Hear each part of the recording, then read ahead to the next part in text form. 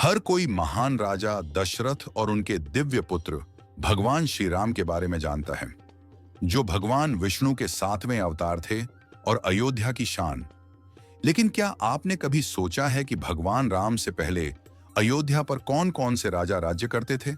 वह कौन सी राजवंशीय परंपरा थी जो अंततः भगवान श्री राम के जन्म तक पहुंची? आज हम आपको समय के उस प्रवाह में ले चलेंगे जहां राजाओं, राशियों और योद्धाओं की एक पूरी श्रृंखला थी जो अयोध्या के प्रारंभिक इतिहास को दर्शाती है। यह पूरा वंश इक्ष्वाकु वंश से संबंधित था, जिसे सूर्य वंश भी कहा जाता है और जिसकी उत्पत्ति स्वयं सूर्य देव से मानी जाती है। इस वंश की शुरुआत हुई वैवस्वत मनु से, जो सूर्य के पुत्र थे और जिन्होंने महाजल प्रलय के बाद मानव सभ्यता की नींव रखी। मनु के पुत्र इक्ष्वाकु ने अयोध्या पर शासन शुरू किया और उनके नाम पर इस वंश को इक्ष्वाकु वंश कहा गया। इक्ष्वाकु के बाद उनके पुत्र विकुक्षी ने शासन संभाला।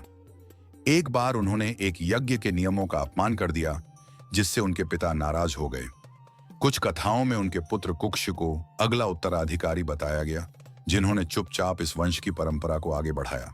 फिर आए पुरंजय, जिन्हें ककुत्स्थ भी कहा जाता है। वे एक महान योद्धा थे जिन्होंने देवताओं के पक्ष में युद्ध किया और इंद्र के दिव्य वृषभ पर बैठकर रणभूमि में उतरे।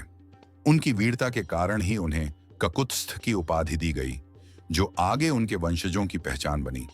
इसके बाद अनेन, पृथु, विश्तरश्रवा और अर्द्र जैसे राजा हुए, जिन्होंने धर्म और राज्य कर्तव्यों को पूरी निष्ठा से निभाया। इस वंश के एक और प्रसिद्ध राजा थे त्रिशंकु, जो अपने भौतिक शरीर में स्वर्ग जाना चाहते थे। आर्ष विश्वामित्र की सहायता से वे आकाश में एक अलग लोक तक पहुंच गए, जिसे आज त्रिशंकु स्वर्ग कहा जाता है। फिर इस वंश में धुंधुमार, युवनाश्व और मंदाता जैसे राजा हुए। मंदाता एक चक्रवर्ती सम्राट थे जिन्होंने पूरे पृथ्वी पर शासन किया। उनके बाद प्रकुत्स, अम्बरीश और मुचुकुंद जैसे राजा आए। मुचुकुंद ने गहन तपस्या की और एक असुर को केवल अपनी दृष्टि से भस्म कर दिया। फिर हरित, रोहिताश्व और हरिश्चंद्र जैसे राजा हुए, जिनका नाम सत्य और धर्म के प्रतीक के रूप में आज भी याद किया जाता है। उन्होंने अपने जीवन की हर कठिनाई में भी सत्य का साथ नहीं छोड़ा। इसके बाद रोहित, चंचू, विजय, रुरुक और वृक जैसे राजा हुए। फिर आए बहु अथवा असीत, जो युद्ध हार कर वन में चले गए, लेकिन उनके पुत्र सगर ने फिर से वंश की गरिमा को लौटाया। उन्होंने अश्वमेध यज्ञ किए और 60,000 पुत्रों को जन्म दिया। लेकिन जब वे भस्म हो गए, तब उनके वंशज भगीरथ ने घोर तपस्या की और स्वर्ग से गंगा को पृथ्वी पर लाकर उन आत्माओं को मुक्ति दिलाई। सगर और भगीरथ के बीच अंशुमान, असमंजस और दिलीप प्रथम जैसे राजा हुए। भगीरथ के बाद यह वंश श्रुत, नभग, अम्बरीश, सिंधु द्वीप, अयुथायु और रथुपर्ण तक पहुंचा। रथुपर्ण को राजा नल की कथा में भी उल्लेख किया गया है। इसके बाद सर्वकाम, सुदास और मित्रसाह, जिन्हें कलमाशपाद भी कहा जाता है, आए। उन्हें एक आर्षि का अपमान करने के कारण राक्षस बनने का श्राप मिला था।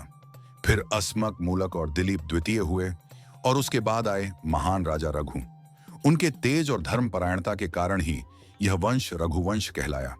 रघु के बाद उनके पुत्र अजा ने राज्य संभाला। वे एक आदर्श शासक थे और दशरथ के पिता।